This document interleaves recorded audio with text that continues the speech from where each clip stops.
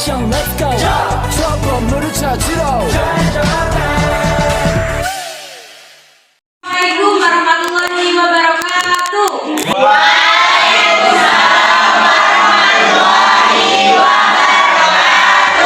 Perkenalkan, nama saya Bu Putri Samara. Saya Yolanda Fitasari. Saya Nova Novita. Di sini kami akan sedikit mempresentasikan pengaruh cahaya matahari terhadap pertumbuhan kacang hijau.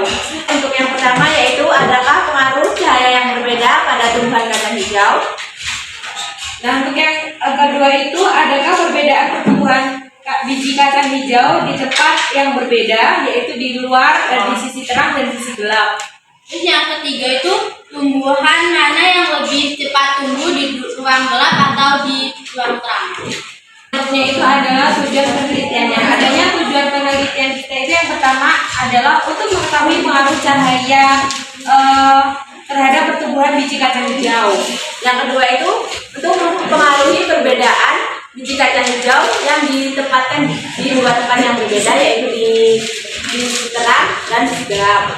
Nah, terus yang ketiga itu mengetahui tumbuhan kacang hijau yang lebih cepat tumbuh ketika diletakkan di dua tempat, di tempat terang atau gelap.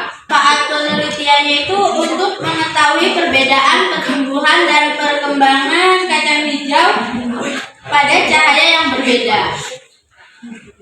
Yang kedua yaitu dapat mengetahui proses pertumbuhan dan perkembangan biji kacang hijau. Dan yang terakhir itu untuk menambah wawasan dan pengetahuan tentang pengaruh cahaya terhadap pertumbuhan kacang hijau. Selanjutnya yaitu metode penelitian. Jenis penelitian yang kami gunakan ini adalah penelitian eksperimen. Waktu dan tempat penelitian yaitu hari Kamis tanggal 3 Agustus 2023 sampai dengan tanggal 10 Agustus 2023 di lingkungan sekolah SMA Negeri 1 Tanjung Jaya. Nah, untuk selanjutnya itu ada alat dan bahan. Yang pertama itu alatnya itu ada plastik setengah kilogram, ada penggaris, ada lidi, ada sendok,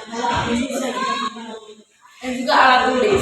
Nah, terus bahannya itu ada biji kacang hijau, tanah, dan air. Selanjutnya itu langkah kerja. Yang langkah pertama yang harus kita lakukan adalah memilih kacang hijau yang terbaik, yaitu sekitar 15 biji, lalu masukkan tanah ke dalam plastik. Kemudian setelah dimasukkan tanah, kemudian kita kasih air dulu, kasih air sebanyak 2 sendok makan. Setelah kita sudah kasih air, kemudian dikasih biji kacang hijau itu, masing-masing pot itu diberi 5 biji.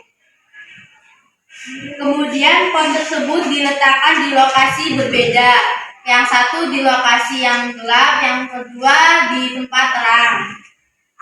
Terus yang itu mengamati pertumbuhannya setiap hari 1 kali sehari selama 6 hari dan mengukur panjang batang yang tumbuh serta menyiram dengan 2 sendok makan air.